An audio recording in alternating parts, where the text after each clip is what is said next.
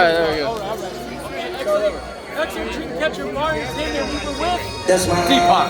And any shout outs and any projects coming out? That's right, we just had Plandemic, the musical just came out. We got my new song Together We Rise, and we're going to be singing it all over the world, and probably at the inauguration as well. First start out, what's your origin story? Yeah, my name is DPAK. I'm originally from Maryland, born and raised. My parents are from India, so I'm first generation Indian American.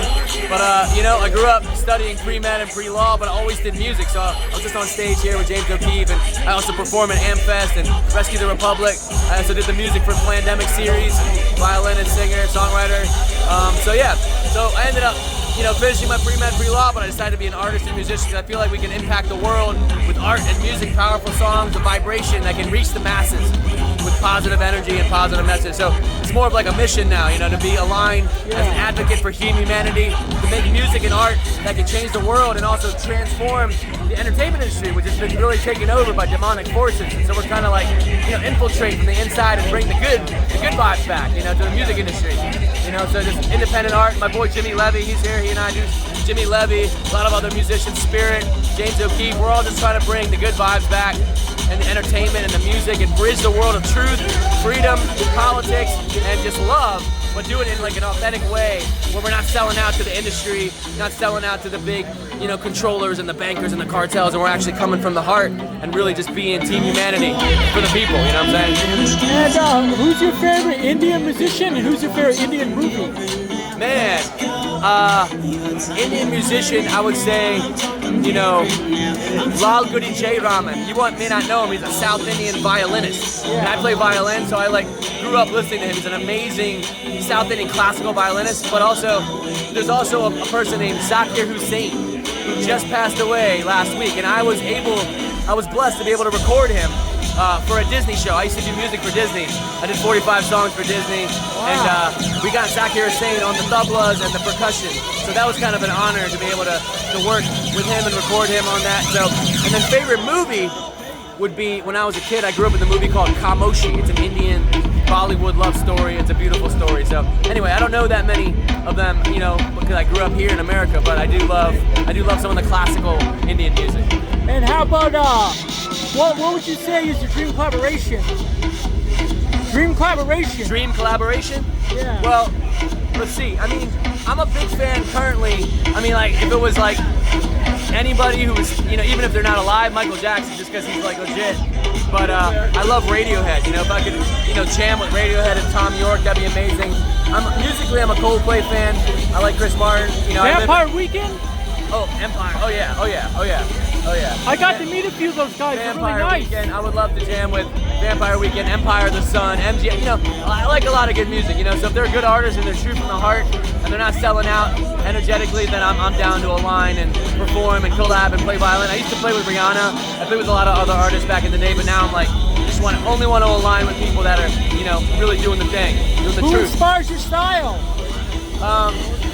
Maybe a little bit of Michael Jackson, maybe a little bit of David Bowie. I've always been a crazy kind of wild artist, expressing myself.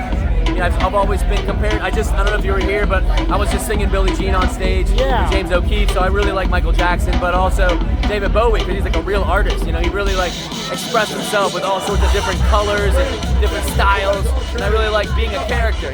Stepping into the character inside of us that gets to express themselves.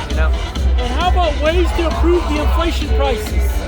On inflation prices? Yeah. So I think, to me, I'm a free market guy. I grew up studying Ron Paul, Mises Institute, Rothbard, and I feel like the best thing to change the way pricing works is competition, bringing down the prices. So inflation falls right into that. Free markets allow that. You get the corporatocracy out of it, you get the lobbyists out of it, you get the government out of the way, no regulations, and then we all manage ourselves with competition, free markets, and social proof. If we don't like something, we should be able to talk about it and vote with our dollars and not have the government controlling prices, government controlling income, government controlling any of that. Government needs to get out of the way. That's how you bring down prices in medicine.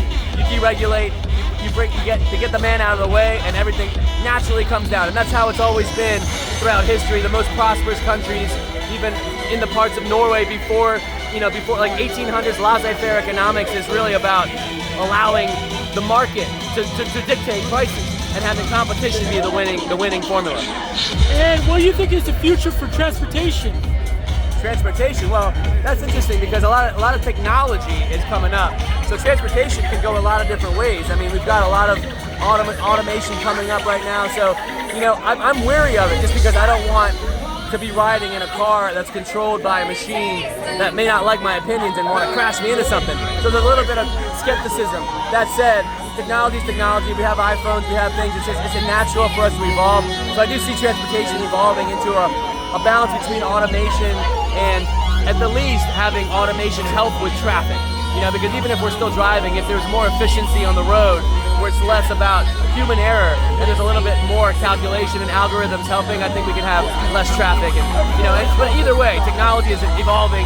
Lots of amazing, futuristic vehicles, electric vehicles. I'm not a fan necessarily of certain aspects, but I do see the possibilities of human invention always being a great thing as long as we use it for good. And this is one of the biggest world problems. How would you solve the human trafficking? This is a big one, and a lot of that's really about eradicating the corruption from the inside out. I mean, I think a lot of people are entrapped that are involved in it, and it's really like one of those industries where whistleblowers are scared to come out because it's one of the biggest industries and people don't want to get killed, so it's one of those things where I think the more people are exposing it, the stronger the people get, the more that the nefarious forces can't win. If there's only a few people talking about it, then they can target those people, target those families, scare them. But if everyone's talking about it, you can't take on the army of Team Humanity. So I think it's all about things like this, spreading the word, letting people know it's a thing, showing more proof, showing more evidence, and just getting the truth out about all these things, human trafficking, any other corruption, any other centralization or globalism, centralized government, world government. I think we need to stand up against that by operating as individuals, free sovereign beings that are operating. Community resilience is the way. And who would you be, Godzilla or King Kong? Godzilla or King Kong? I would say King Kong for me, only because I resonate with his emotion. Like, when I see King Kong, it feels like a human, like his eyes and his tears, and I feel like he's, they're both kind of epic characters, but I would say King Kong kind of has that really emotional empath feeling, where he's wanting to protect the humans. He's like, all the time you see him like, resonating and connecting with the humans. Would you be an alien or predator? Probably alien. Yeah? Yeah. How about a Cupid, devil, or genie? A Cupid, or devil, or genie? I would go genie because a genie is someone who's serving other people, is helping others, and I consider myself someone who wants to give other people their wishes. So if I was a genie, I could be someone that's granting other people their dreams, and that's my goal in life, is to empower other people and help them achieve their dreams. So in a way, I'm already kind of like a genie right now. And would you be a kung fu master, ninja, samurai, or silent assassin? I would do Kung Fu because I'm a big fan of Bruce Lee, and he developed and actually refined Kung Fu into Jeet Kune Do, his own art. And so I'm a big Bruce Lee fan because of his philosophy, the way he empowers, the way he gets into don't think, feel, tapping into the body, tapping into the intuition. So Kung Fu to me, and Wing Chun specifically, Wing Chun and Jeet Kune Do. And would you walk on water, levitate in space, fly in a cloud, or fly a UFO? Well, let's see. I don't believe in space, and walking on water seems like a good thing to be able to do. I think it's not about the walking on water, but it's a sign of being able to control yourself relative to matter, and really stepping into the fact that we're all magnets. The Earth is a giant magnetic field, a torus shape, and we're in the plane of inertia. And so to walk on water really is a sign of the ability to tap into our own magnetic beingness. And in California, the fault line, how do you think they can fix that? Well, I don't know if it's necessarily about fixing it. I think it's about, honoring that nature exists and that we should put ourselves in places where, where we feel comfortable, and just know that no matter where we are on the planet, nature's going to have some effect, whether it's fires, or earthquakes or hurricanes or tsunamis. We're making a choice to live with nature, and nature does crazy stuff. So we just got to be aware that's just how things change. The climate's always changing. It naturally just does that. And we're on this earth, and we got to be prepared. And in this world, we're in a spiritual warfare. It's God versus the devil.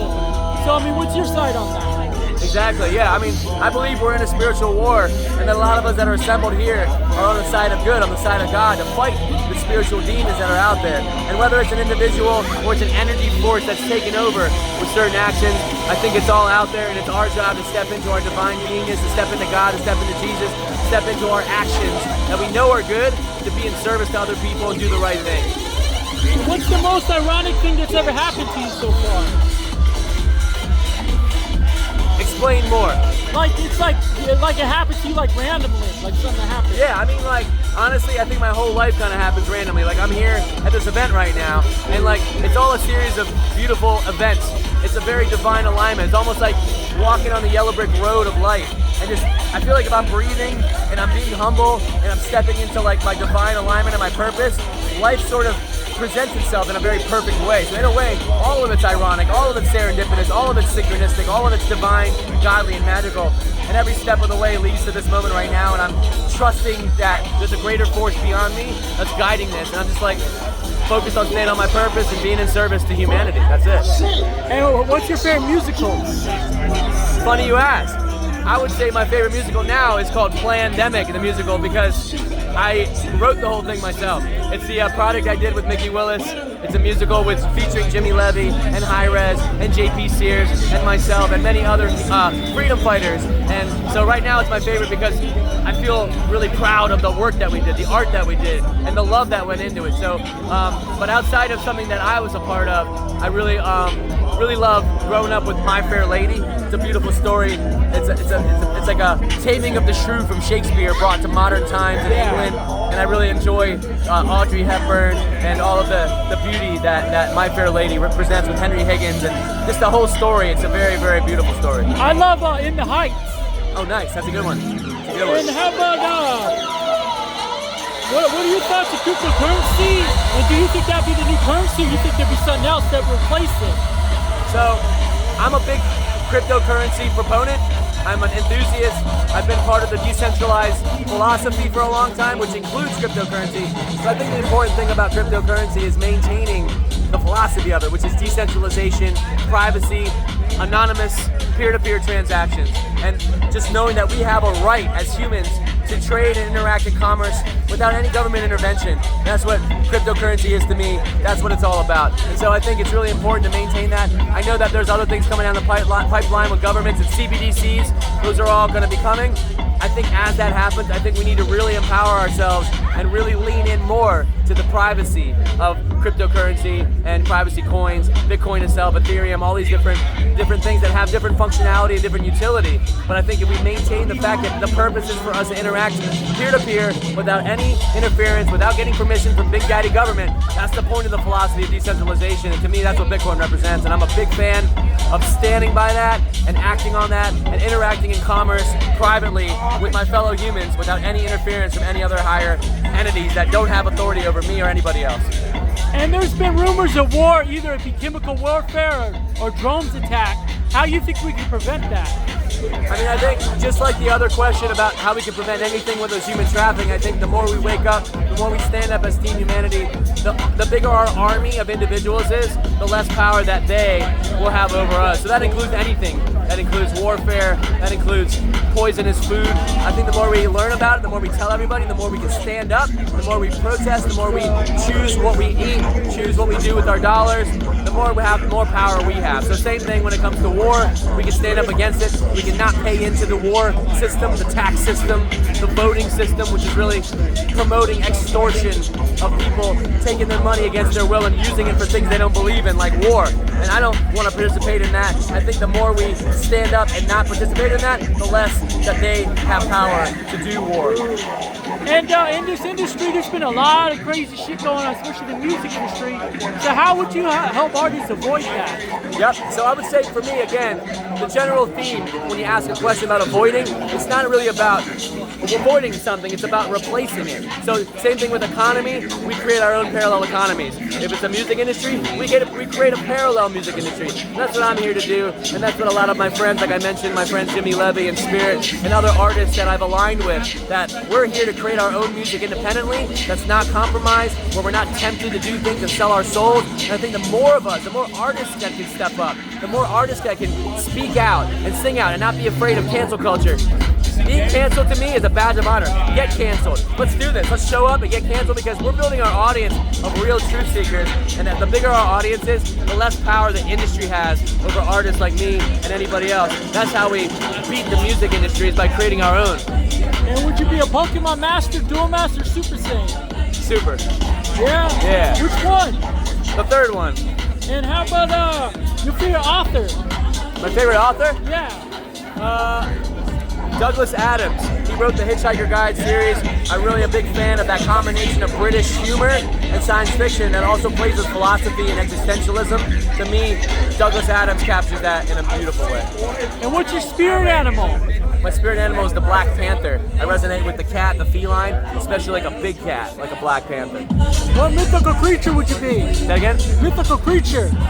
I thought you were here. What mythical creature would you be? What creature? Yeah, mythical creature. Oh, mythical creature. I love dragons. I'm a big fan of dragons because the fire symbol. I really like, so some kind of ancient mystical dragon would be a beautiful thing. And how about a Transformer, Power Ranger, Ninja Turtle? Ninja Turtle, man, Ninja Turtle. And especially a specific one, I would be a combination between Michelangelo and Donatello, because I think Michelangelo represents the fun and the childlike nature, and Donatello represents the brains. And I'm a Gemini with the balance of both, fun and also logic and creation and invention. Donatello is very inventive and scientific, and Michelangelo's like, hey, lighten up. I think a balance of that is important. And in Antarctica, what do you think they're keeping from us? In Antarctica, what do you think they're keeping I think that the Antarctica Treaty, which happened in the 1948, around that time, is around the same time as many federal government agencies, NASA, CIA, and what's going on there is that we have a different shaped Earth than I think we've been told we have, and it's not necessarily that I know what it is. I'm not going to call it like flat or not. I'm just saying I'm pretty confident on what it's not, and I think that behind Antarctica is a beautiful bunch of land, ancient Tartarian land and other land that's been going back for a long time. And if you cross that line, I think a lot of it's frozen right now. But Admiral Byrd, I believe, went there. I think other people have been there. I think that right now it's being guarded in order to have people not go beyond that, to find out that there's a lot more hidden there in ancient societies that have been around for a long time, that are a part of our history, part of our big buildings. And I think that that's really what's going on in Antarctica. And how would you improve the homeless situation? The homeless situation. Yeah, well, I think there's a mental health crisis. That's a big part of a lot of that, and I think a lot of people also have been privy to like the flaws of not having a true free market means less prosperity. So a balance between a system that's creating mental health challenges around, but everyone's being indoctrinated with fear. The media is driving people crazy with fear-based messages. The poison in the food is definitely helping cause people to have, psyche issues and neurological issues. On top of that, all the fear porn that's coming from the media is creating a psychosis. So balance between, bad inputs of stimuli, negative inputs, negative information, negative food, is going to create a high level of depression and other mental health problems. So now, mental health leads to a bunch of problems together. You got homelessness, you got mass shootings. All that comes from really a mental health crisis that's being stimulated by a lot of negative information, a lot of stimulated fake hate. People are being trained and told to hate each other, left versus right, being told that there's racism, a lot more racism than there really is. A lot of this stuff is not even real. There might be a small amount of it here and there, but I think hate is actually being stimulated by the forces above that don't want people to love each other, because it's easier to control a population that's fighting each other, aka controlled opposition, aka Hegelian dialectic, which is a way to control the people. So mental health leads to homelessness, leads to violence, leads to hate, leads to disagreements, leads to lack of acceptance, and leads to violence. And how about social media, like versus now, versus back in the days, there wasn't really social media. So how you feel about that? Yeah, same kind of thing. I mean, I think media is media, whether it's social media or mainstream media. The cool thing about social media is it does allow a bit of a more decentralized ability, potentially, but then once again, you've got major monopolies in social media that sort of almost are doing the same thing as mainstream media, in that they're controlling what's on there, and censorship. It's really nice that X has, balanced itself out with no censorship or less censorship, and that things are more even. I think the more decentralized social media comes up, the more if blockchain-based social media comes up, the more ability the people have to take truth into their hands. The benefits also of social media are a lot of the podcast generation, where we can get the truth out in much better ways than the monopolies that want to control the information. So there's a lot of benefits to social media for sure. And I think the more that we get the truth out, once again, the more that we are able to connect with each other and follow things in independent media and take truth into our own hands and not, be sucked into CNN and Fox and MSNBC. The more we can actually be right here with our people, I think the better society we're going to have. And how about your scariest moment in life so far? Scariest moment in life? Scariest? Yeah. I mean, I'm not really a big into fear guy, but I think, I get a rush sometimes, and like I've done some crazy hiking stuff where I'm like hanging off the edge of a cliff like 1,000 feet in the air with one arm, but it's also a rush. So, I've done skydiving, a lot of stuff like that. Sometimes I'm on stage performing in front of millions of people, and maybe I'm a little nervous about my equipment not working, but I don't get nervous about actually performing. I'm very comfortable being on stage in front of crowds, but I might be a little scared that maybe the microphone's not going to work right, or my violin's going to be out of tune. So I can't really think of much that's really scary. I mean, I'm more of a solution mindset. If something's like got fear, I'll just solve it. I'm more of a problem solver. And what superhero, what video game character, and horror movie character would you be? So, superhero, I really like Magneto from the X-Men. I really like Magnet Power. I like his stance and his stand for mutants. Superhero? That was the first one. Yeah. What was the next one? Video game? Video game character or video game itself? Well, either or, yeah. Yeah. So video games, I'm a Mario Kart guy. I used to love Mario Kart back in the day. And the character I would play is Bowser, because he has the highest top speed, lowest acceleration. But if you're masterful at the game, all you gotta do is get to top speed and stay there. And if you stay too fast, you're gonna beat everybody. So it's about being masterful. And then horror, I'm classic, Bram Stoker's Dracula. It's such a good way, it's a good expression of the Dracula story, with Nosferatu and Transylvania, so. Yeah, and what would you rather do? Swim with the shark, swim with the whale, ride on Bigfoot's back, ride on Leviathan, ride on the Cyclops, or flying eagle? I would say a Leviathan, because it's the ocean, it's that big water, a big giant mythical beast. And we talked about dragons earlier, but now that you remind me, a Leviathan's probably one of my favorite mythical beasts too, so to be able to ride a Leviathan would be fantastic. And do you think voting is rigged?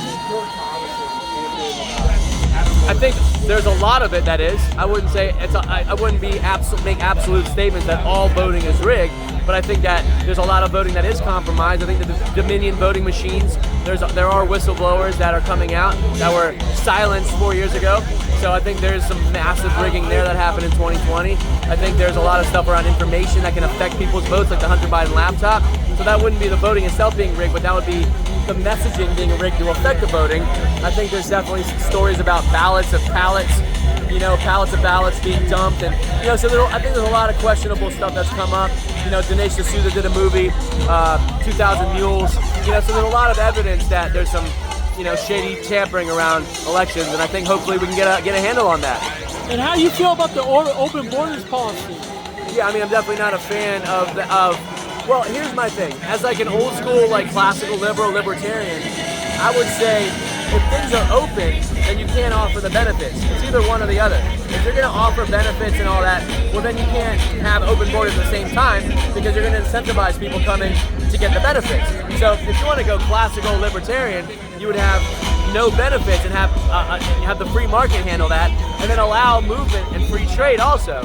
So you can't have both. So I would say if you go full extreme and have full freedom and liberty, then you don't necessarily have to focus on borders. You focus more on the free market handling the borders.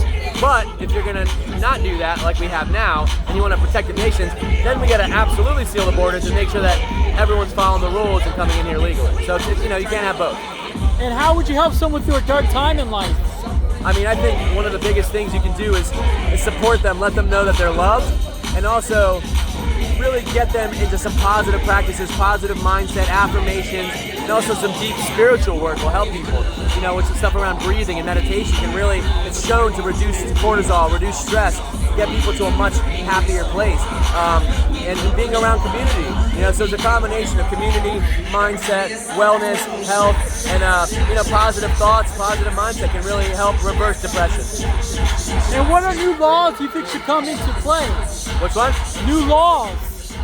I mean, I'm not too focused on laws as an old school libertarian.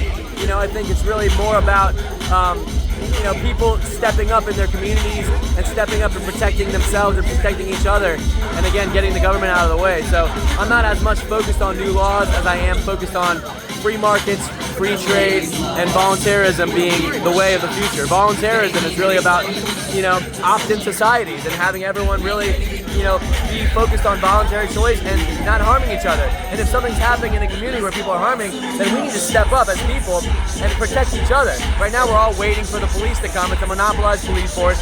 They don't even show up for an hour. They're not able to really help. But if we had private security everywhere, like Uber, who's just private, you got people showing up in 1 minute.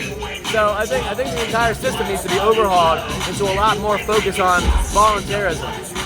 And how about ways to eliminate censorship? Because there's censorship in free speech, TV, radio, movie, media, video games, books, comics, all anything. All the above. As I said earlier, the best way to avoid things that aren't serving us is to create new things where we have more control over that. So if we're complaining about censorship, well, censorship can only happen on networks that we're participating in. And if we don't have control of that, then there's nothing we can really do other than do our best to not give them our business. And I think if we don't give them our business, they're either gonna have to come around and stop doing that, or they're gonna fall. In the meantime, if we create more options, more competition, better media, better all of that, then we have control of it. We don't have censorship anymore because now we're onboarding everyone onto better platforms.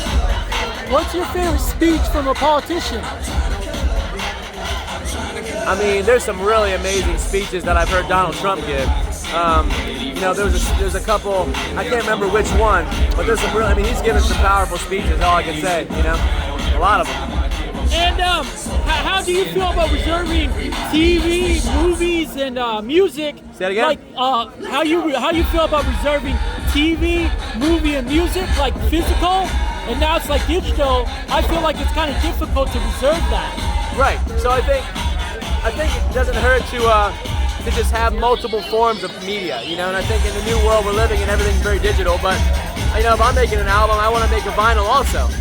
I want to make a vinyl copy of my album for fans to collect. And I think collectors are the old way, is collecting stamps, collecting music. And I think we can bring back collecting, bring back a culture of collecting, which has that vintage feel. It doesn't mean that we can't have digital also, because it's easy access, it's quick to get on Spotify, it's great. But I think there's something about getting your hands on a piece of media, a piece of art, and having it be physical.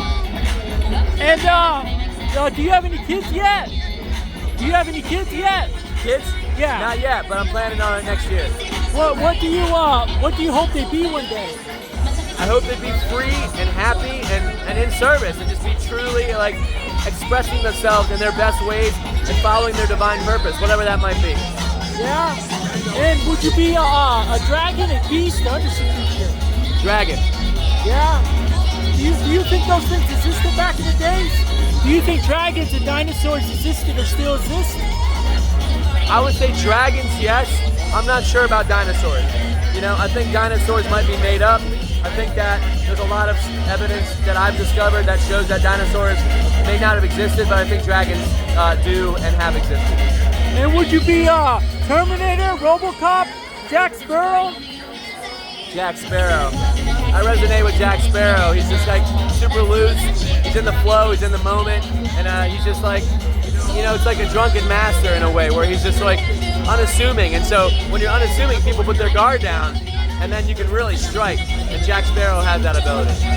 And when you're making your music, what comes to your mind? I imagine the whole world singing my song. And so I'm always thinking about what's a song I can come up with or write that everyone can sing, and it's gonna make them feel pumped up, make them feel empowered, make them feel excited to share it with another person, excited to sing along in a stadium.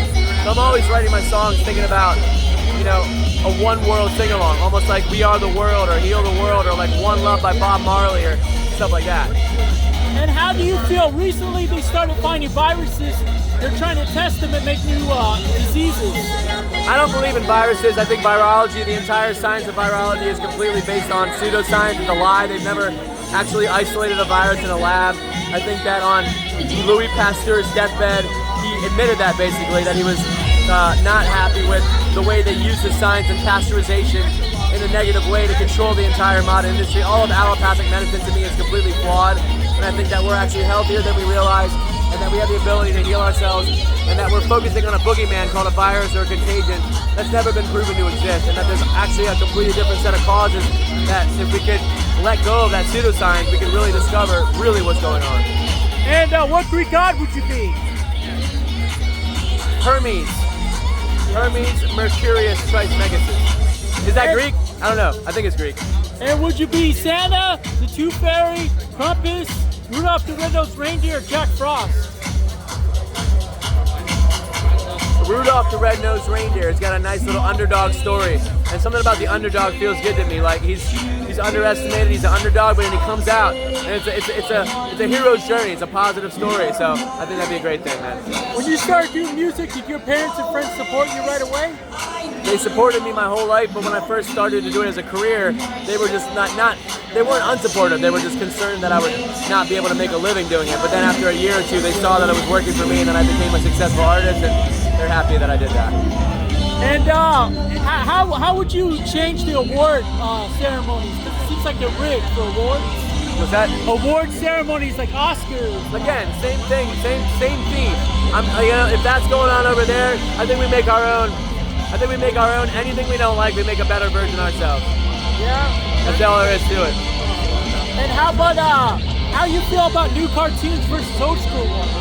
I mean, I haven't really watched any in a while to see. I like a lot of the old ones. I like the old anime. So, you know, I'm curious what's out there. I'm not really sure. What time period would you go to? Yeah. Time period. By the way, I gotta go soon. But, time period. 1600s. Okay, and then our last two words of encouragement for people who want to be a singer. For people that want to be a singer? Yeah. I would say open your voice, shine it, listen to stuff out there, and just like practice, you know, stay practicing and use your ears. Singing is not about singing, it's about listening. You gotta step up your listening. And last one, would you be E.T., a Gremlin, a Troll, SpongeBob, Felix the Cat, Poppy the Sailor Man, a Jetson, Futurama, Simpsons, or Rugrats, or Red and Stimpy, or Pinky the Brain? South Park. Yeah? Yeah. South Park's cutting edge, baby. Thank you.